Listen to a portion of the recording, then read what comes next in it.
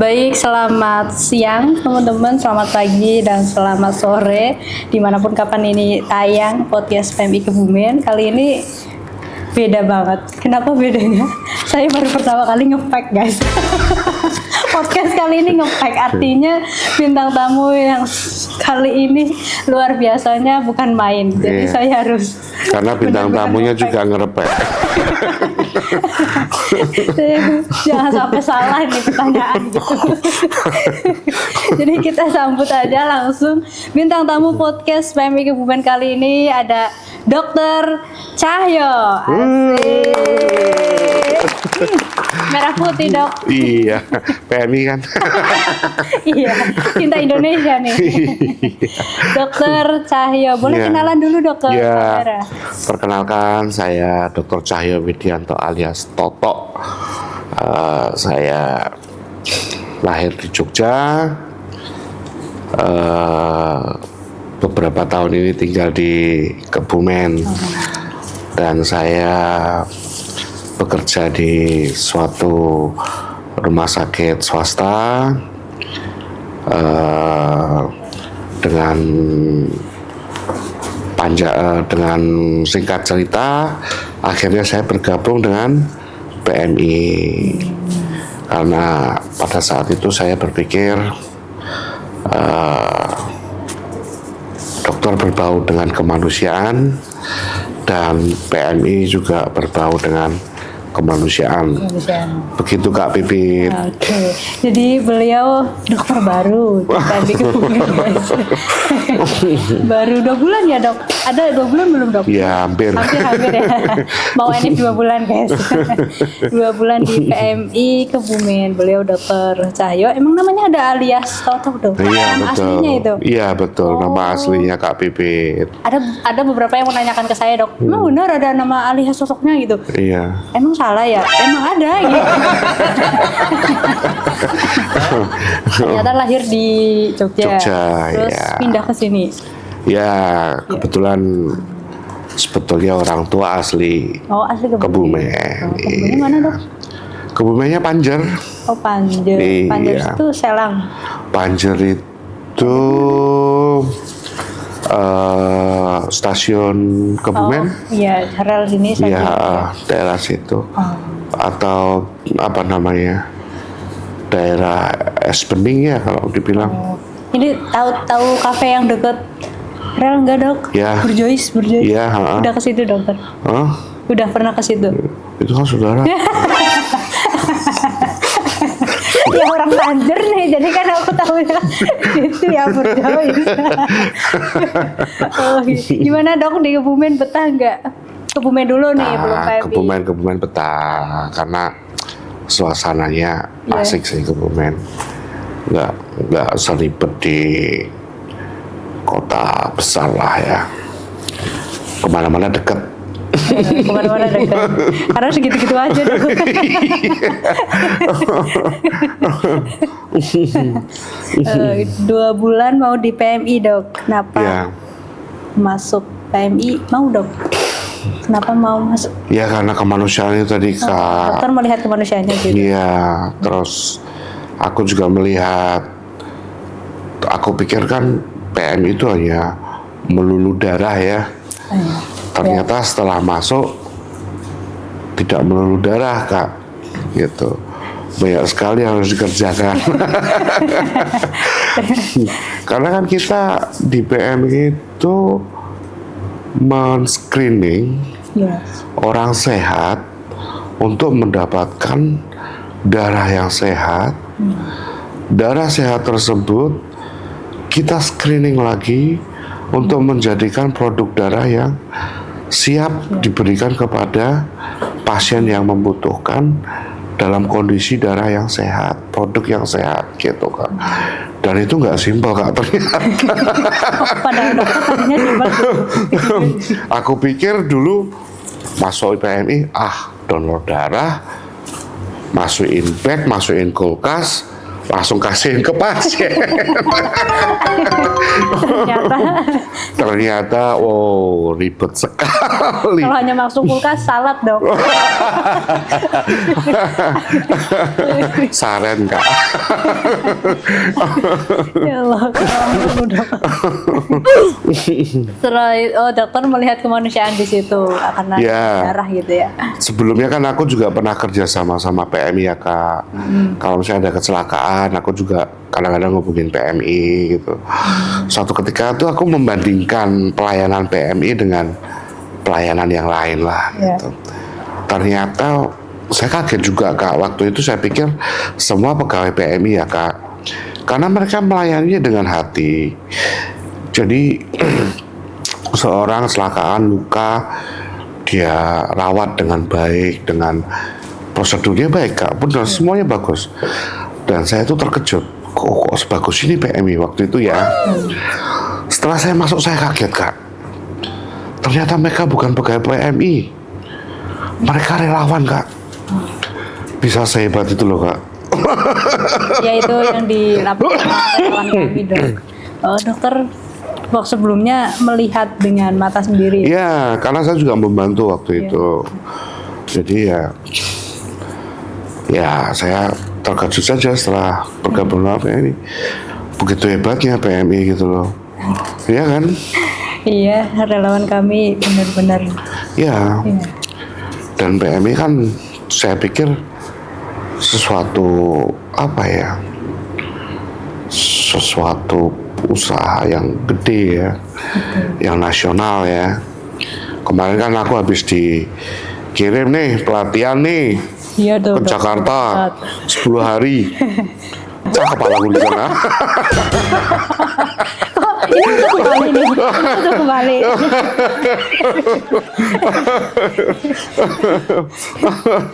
Berapa keping pecahnya? Otakku keluar dari kuping. Dokter saya udah dikirim kemarin pelatihan ke pusat ya dok. Itu pelatihan apa kemarin dok? Pelatihan dokter baru untuk pengolahan darah. Gitu. Gimana 10 hari dong dok? Wah gila, di sana emang benar-benar ya kita harus fokus ya. Di luar itu emang ada fun-nya, memang ada, tetap ada. Cuman memang kita harus fokus di sana karena banyak pelatihan yang mungkin yang harus kita terapkan di tempat kita ini, ya PMI. Banyak hal-hal baru, banyak peraturan dan tes-tes yang baru, juga banyak alat-alat baru. Terkaget-kaget nggak dok? Oh, ini gitu.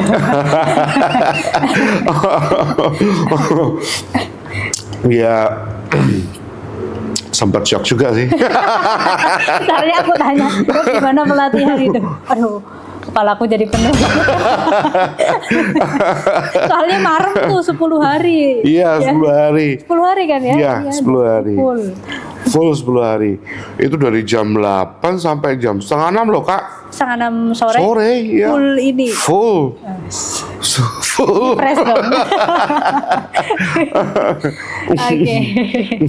Dari pelatihan itu, apa yang bisa dokter garis bawahi untuk diimplementasikan di kita?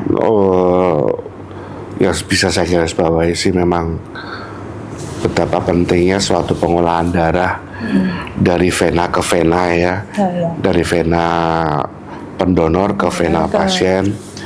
Itu memang perlu diolah dengan baik dan benar.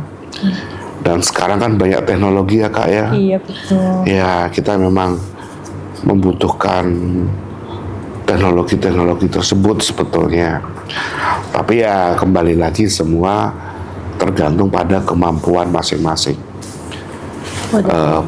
kantor ya gitu Kak. Ya penting banget karena dengan teknologi kita akan mendapatkan suatu produk darah yang lebih baik gitu. Walaupun di sana kemarin waktu kita praktek kita masih pakai cara jadul Kak. Oh. Ya. Kitanya atau pas pelatihan? Kita. Oh. Jadi saya waktu pelatihan itu praktikum kan pakai cara jadul Kak. Tapi habis itu mereka bilang itu juga dipakai. Sekarang sudah pakai mesin. Lah ngapain aku praktikum?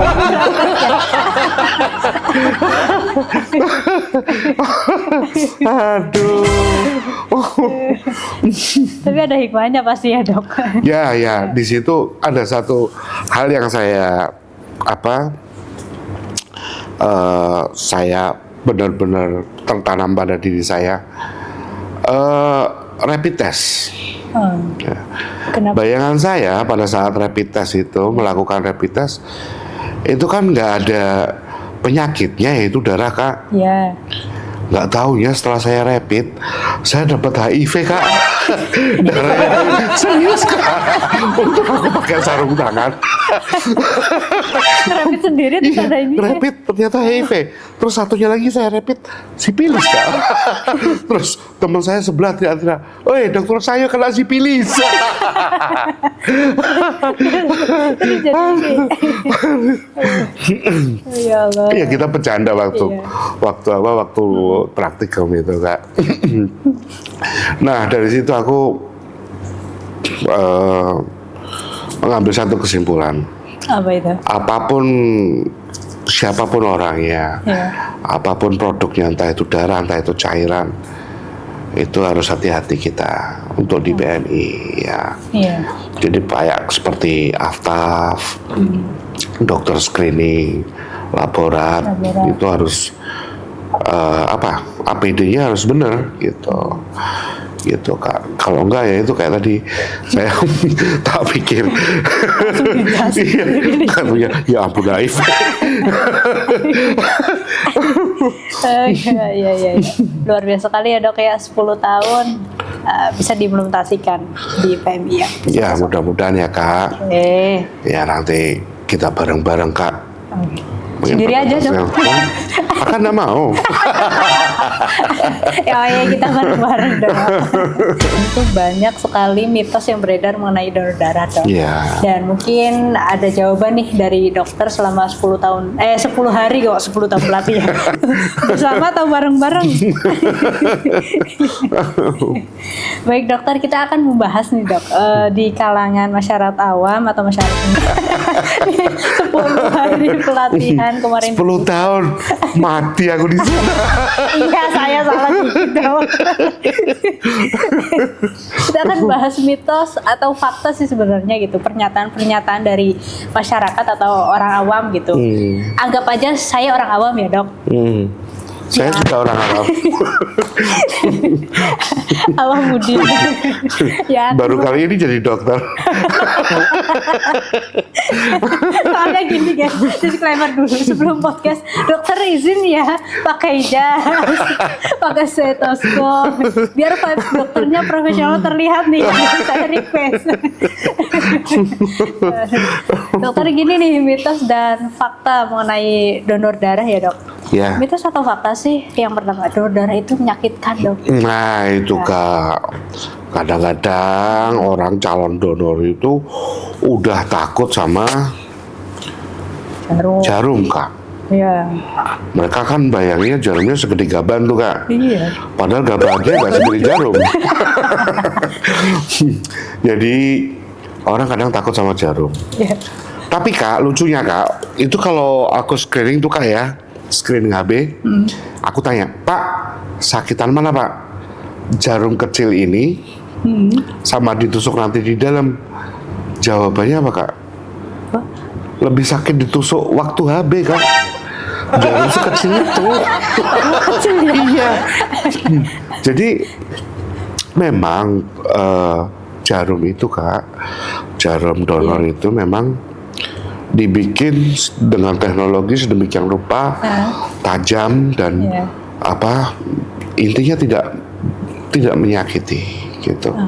Sakitnya hanya seperti dicubit Kak, atau seperti digigit semut gitu. Setelah itu proses darah mengalir udah nggak kerasa Kak. Jadi darah mengalir sampai selesai itu udah nggak kerasa gitu. kalau misalnya itu ada rasa nyeri setelah pengambilan darah selesai, ya itu bisalah dilakukan kompres hangat dingin gonta ganti gitu, bisa. Tapi intinya donor darah itu tidak menyakitkan, lebih menyakitkan patah hati, Kak. Cocok nggak? Jadi mitos ya, Dok, kalau donor Iya, itu mitos, menyakitkan. Kak. Tapi Mitos. kenapa jarum itu dibuat lancip, Dok? Nah, kalau tumpul kan tidak bisa pakai, Kak. Iya betul. Nggak ada alasan medis gitu, Dok. Runcing itu kan tujuannya supaya mempermudah penetrasi, Kak. Jadi supaya mudah untuk menembus kulit gitu. Jadi memang didesain sedemikian rupa untuk tidak menyakiti. Iya, betul, Kak. Terus Jadi, yang kedua, Dok, ya. itu satu fakta nih. Kalau donor darah itu bikin gemuk. Waduh. Ini Donor jangan-jangan dokter darah emang bikin sudah gemuk. suka donor nih. Iya ini. Itu, Dok, gimana? Ya. Memang sebetulnya, Kak, kalau habis donor itu nafsu makan itu memang tinggi ya, Kak. Karena kan donor kita habis diambil ya, Kak. Sebesar 450 mili ya. Terus tubuh itu merespon ini ada kekurangan darah sehingga gula juga berkurang karena diambil tadi ya, Kak, sehingga tubuh merespon seolah-olah kita memang lapar gitu, Kak. Tapi sebetulnya rasa lapar itu kita respon secara normal, dalam arti pada saat lapar ya makan yang secukupnya saja, jangan berlebih. Terus kalau misalnya masih lapar bisa minum air. Intinya, Kak, kalau setelah donor dan itu kejadian lapar seperti itu ya, kita makan yang sehat aja, seperti yang mengandung besi ya, zat besi, asam folat, terus vitamin B6 itu ya cukup kita makan itu. Kalau zat besi kan bisa telur, bisa selalu daging merah ya, atau bisa sayur. Sayur yang hijau gelap, Kak. Oh, ada gelap? Iya, pakai gelap, Kak. Kalau nggak gelap nanti hijau terang, Kak. Hijau gelap tuh kayak bayam, brokoli, caisip, itu kan gelap-gelap, Kak. Iya, gitu. Nah itu kalau kita sudah makan itu, nutrisi terpenuhi, produksi darah atau recovery darah sudah terpenuhi, biasanya rasa lapar akan hilang gitu. Jadi kalau bikin gemuk sih enggak sih, Kak, gitu. Cuma bikin lapar ya. Cuma memang bikin lapar ya, gitu. Cuman kalau kita menanggapi lapar itu berlebihan, ya enggak, bukan masalah donornya, kitanya aja yang banyak makannya, Kak. Gitu. Tapi memang bener ya, Dok, kadang Mbak aku habis donor laparan loh, madangan, tahu madangan nggak, Dok? Iya, tahu, itu, sering pakai ya. Itu emang respon tubuh gitu ya? Iya, respon tubuh. Tergantung kita meresponnya. Kalau kita suka makan ya bisa gemuk. Ya kalau kita over juga satu yang lebih bisa. Iya, makanya over kan jangan over. Iya sih. Gitu. Oke, ini Gitu, nyambung Kak. lagi juga, berarti setelah donor itu nafsu makan juga bisa meningkat ya, Dok ya? Itu faktanya gitu ya? Iya, faktanya seperti itu. Tapi menggemukkan tidak. Iya, gemuk sama gemuk kan beda ya, Dok? Iya. Iya. Beda ya. Bikin gemuk enggak loh ya. Donor enggak bikin gemuk. Nggak menggemukkan. Tidak menggemukkan. Baik, dokter, lagi nih, mitos atau fakta orang bertato nggak boleh donor? Asik ini. Nah, iya, Dok. Tato, sulap alis, Nah, ya sejenis tindik. tuh. Terus apa lagi, Kak? Apa ya? Apa lagi ya, Rian? Udah itu. Ya itulah. Itu sebetulnya mitos, Kak. Ya. alasannya? Sebetulnya boleh Kak, sulam alis, tato, tinde, piercing apalah, itu yang melukai diri itu, itu sebetulnya boleh Kak, donor boleh, cuman diberi jeda Kak. Oh, Jadi saat tato dengan saat donor itu harus ada jaraknya, jarak waktunya, jeda waktunya. Karena tato atau tinde atau sulam alis itu kan dianggap kurang, ya kalau misalnya lokasinya kurang higienis, itu kan takutnya ada ya. kuman atau kurang steril, sehingga ada penyakit-penyakit yang masuk ikut dari jarum dan cap dari tato atau sulam alis tersebut. Sehingga untuk menjaga jarak aman supaya menghasilkan darah yang sehat, maka kita memberi jarak antara 6 bulan sampai 1 tahun, gitu Kak. Tapi kalau di negara barat itu kan tato itu kan dikontrol ya, kebersihannya, terus jaminan sterilnya itu dengan oleh pemerintah, sehingga mereka dalam jangka jarak 3 bulan pun sudah boleh donor gitu. Jadi orang tato boleh donor tapi jarak dulu ya, termasuk tinde, tato, sulam alis itu termasuk Kak. Harus memberi jarak 1 tahun dari awal tato dan sulam alis gitu. Ya, yang bisa masuk itu kan seperti hepatitis B, hepatitis C, ya kan, HIV jelas gitu kan. Kalau spilis kan nggak mungkin ya. Iya, dipikir juga iya. Jadi itu mitos ya Dok, cuman faktanya memang harus ada jarak. Ya, harus ada jarak gitu. Tujuannya supaya kita memberikan darah terbaik untuk pasien yang membutuhkan gitu. Sama lagi pasien yang membutuhkan. Baik dokter, jadi itu guys. Selanjutnya nih Dok, setelah donor nggak boleh olahraga. Nah, iya. capek gitu kan, buang energi, donor aja juga udah buang energi. Iya. Kita satu fakta Dok. Itu benar Kak. Oh ini benar. Fakta guys. Tapi maksudnya olahraga yang berat. Catat poinnya, garis bawahi. Saya sudah ngomong benar. Olahraga yang berat guys. Jadi misalnya angkat beban, lari maraton, ya nggak boleh Kak. Bayangin. Nge-gym jangan dulu Kak. Coba bayangin, Pilates gitu habis ya? donor darah diambil, ya kan? Iya betul. Rada-rada fly itu nge-gym, pingsan dong Kak. Kan orang ada yang saking aku strong, gitu, aku kuat gitu loh Dok. Aku strong, burak.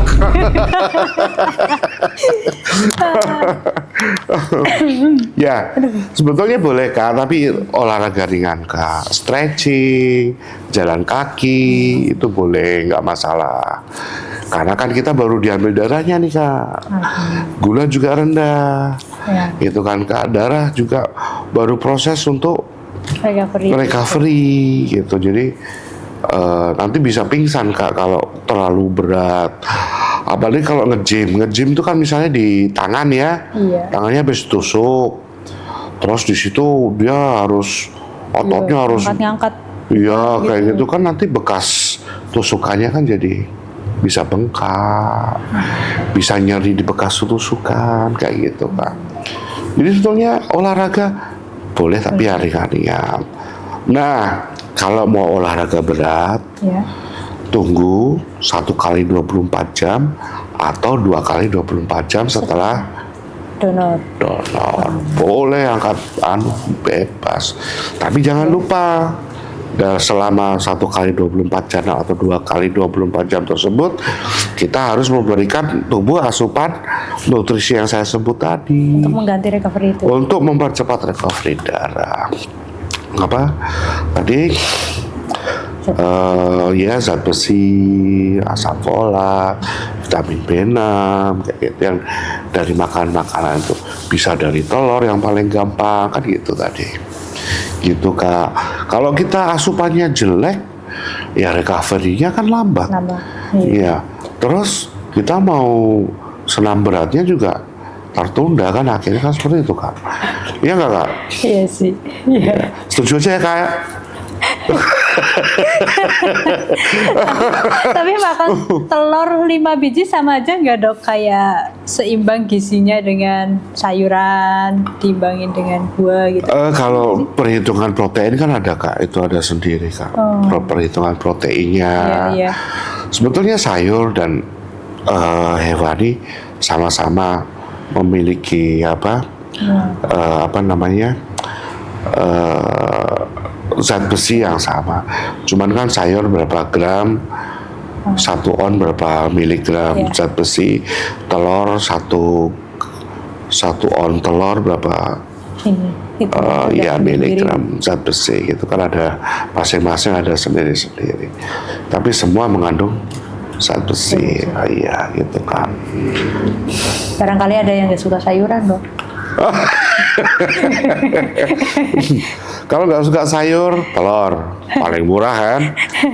Ya kalau pengen daging merah itu kan ada, tapi ada loh Kak yang hati ayam, hati sapi itu bisa. Terus ikan salmon. Hati manusia bisa nggak?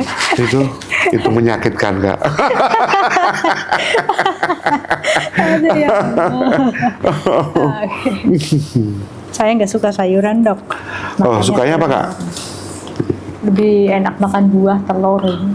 Oh iya, telur nggak apa-apa, buah. Oh iya, itu kan semua vitamin. Tadi saya sebut kurang 1 Kak. Apa? Vitamin C. Itu juga bahan untuk bikin itu produksi juga darah ya, vitamin C ya. Segera ini. Dari buah-buahan ya dok? Iya dari buah-buahan ya. Itu Kakak udah komplit loh. Vitamin C dari buah. Jeruk. Terus dari telur udah komplit kan? Komplit. Ya suka sih. Ya, donor Kak. BB-nya belum. OTW kok. Aduh, baik. Kalau donor itu bisa meningkatkan nafsu makan juga. Kalau mitos atau fakta nih dok, donor itu bisa menurunkan berat badan. Nah ini takutnya saya nambah kecil dok. Kalau saya donor. Baik. Jadi donor itu Kak, itu kalau kita diambil 450 mili ya kayak cc ya, itu tubuh itu mengeluarkan atau membutuhkan energi sekitar 650 kalori kan. 650 kalori itu setara dengan kita lari setengah jam, lari setengah jam gitu. Jadi kalau dengan kalori sebesar itu ya memang bisa mengecilkan badan, tapi sebaiknya donor jangan dijadikan alasan untuk menguruskan. Iya. Karena ingat sekali lagi, yaitu donor yang baik adalah donor yang dari kita memberi asupan diri kita yang sehat, supaya kita memberikan yang sehat. Jadi bisa sih Kak, bisa, cuman ya bukan suatu alasan untuk donor untuk diet gitu, jangan gitu. Nggak mungkin juga kan dok, terus saya donor di sore terus malamnya berat badan saya turun 3 kilo kan? Iya, nggak mungkin lah. Khayal. Takutnya ada yang gitu. Kan diambil darahnya sekantong nih gitu. Nanti kalau kayak gitu pada donor Kak. Iya lagi. Aduh, gitu bener. 650 kalori gitu ya. Iya, sekali donor. Jadi setara kita lari setengah jam lah Kak. Tapi ini bisa menguntungkan bagi orang yang ini ya dok, banyak kalori pengen buang daripada capek, di donor aja. Bisa. Donor Asal ya kak, yang penting pada setiap donor itu sesuai dengan waktu yang ditentukan. Kalau cowok itu 12 minggu, kalau cewek 16 minggu atau 3 bulan, kalau cewek 4 bulan, atau boleh cowok 2 bulan, cewek 3 bulan gitu. Setiap donornya kalau 2 bulan berarti 60 hari ya kak.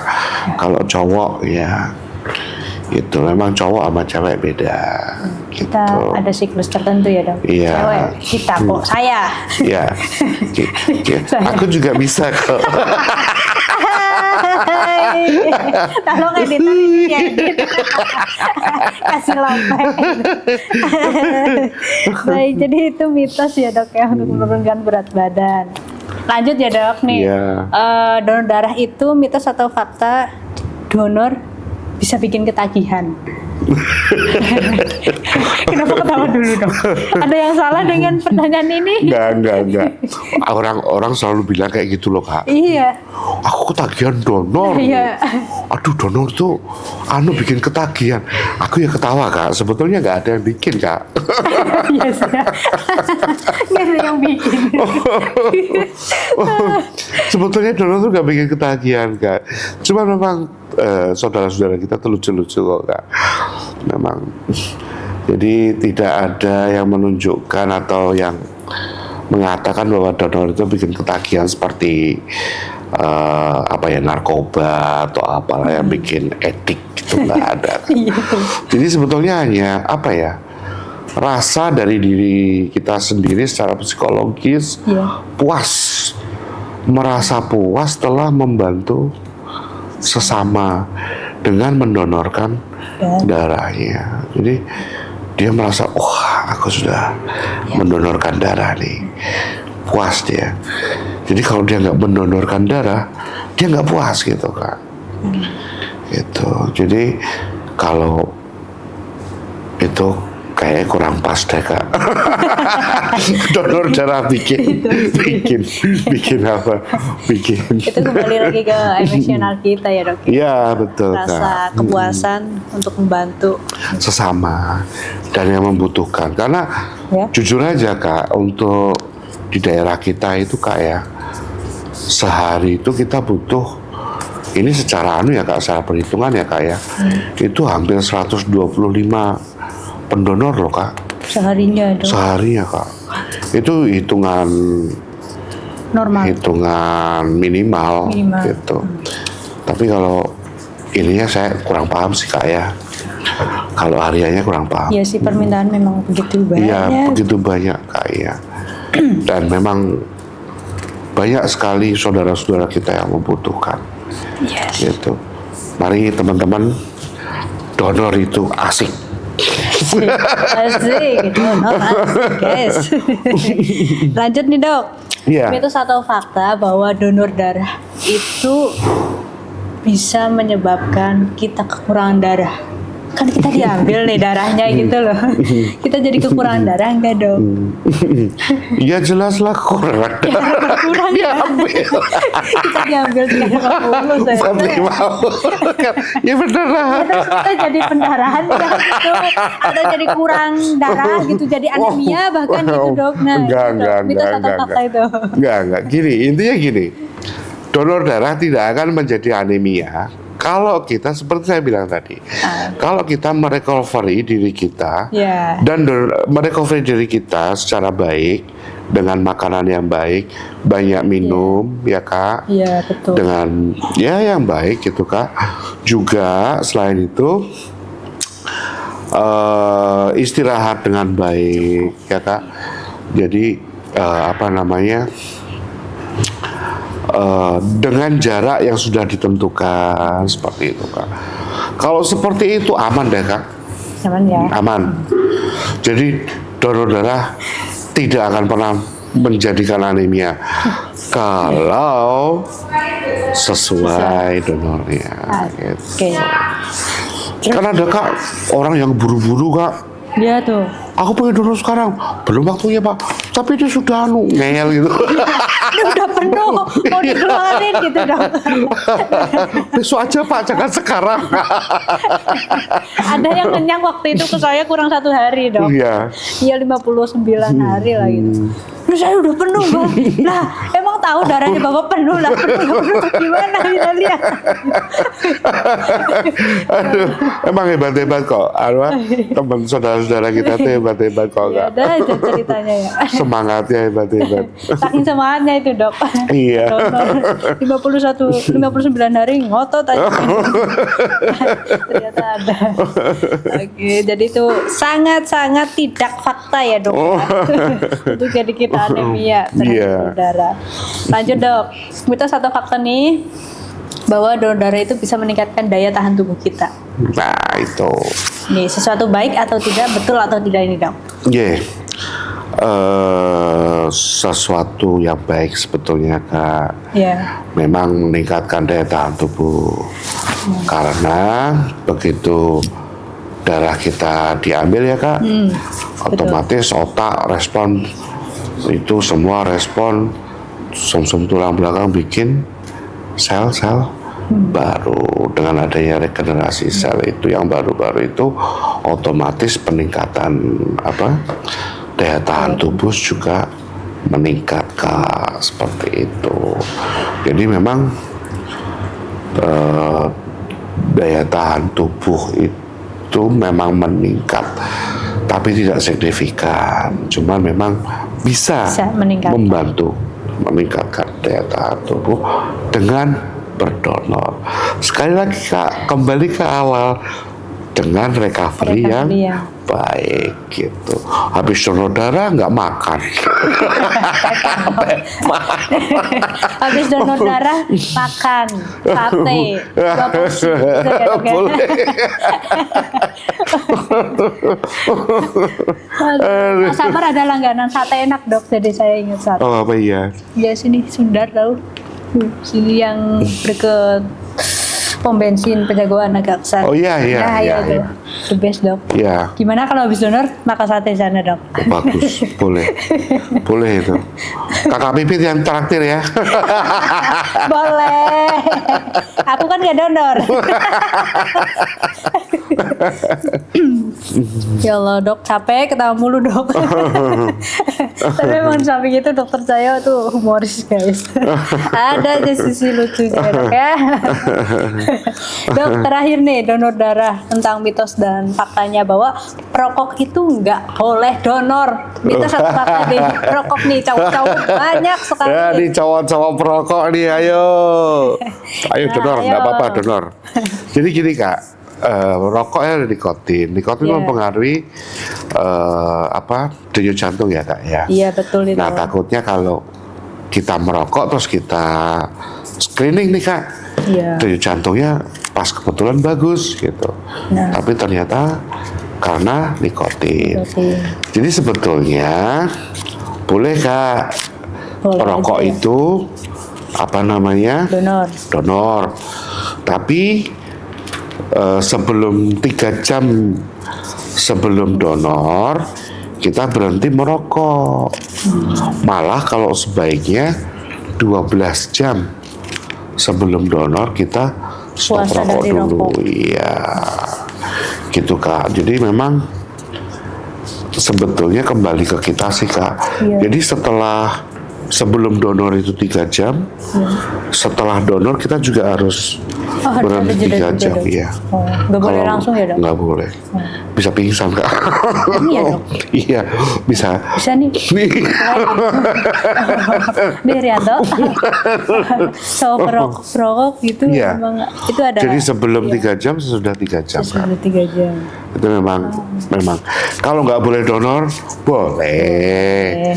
Tapi rokoknya 3 jam sebelumnya diberhentikan dulu gitu. Gitu Kak. Saya jadi tahu ya, jadi boleh sebelum hamil 3 jam. Saya sering dapat pertanyaan soalnya dok, DM-an dari netizen kayak gitu. Perokok boleh donor enggak gitu? Perokok boleh donor enggak? Gitu. Boleh. Tapi Ya kalau sebelum nggak boleh, nggak ada yang donor nanti atau gimana? Mayoritas perokok. Tapi kalau bisa nggak ngerokok, kenapa ya dok ya? ya kalau bisa memang kita memberikan darah itu yang terbaik kepada pasien. Betul sekali. Ya, kalau ingin menjadi pendonor yang sehat, ingin menjadi pendonor yang memberikan yang terbaik kepada saudara-saudara kita, hal-hal yang negatif ya, Iya. kita jangan lakukan. Seperti ya mungkin kita berhenti merokok. Ada baiknya kan berhenti merokok, Kak? Baik Iya.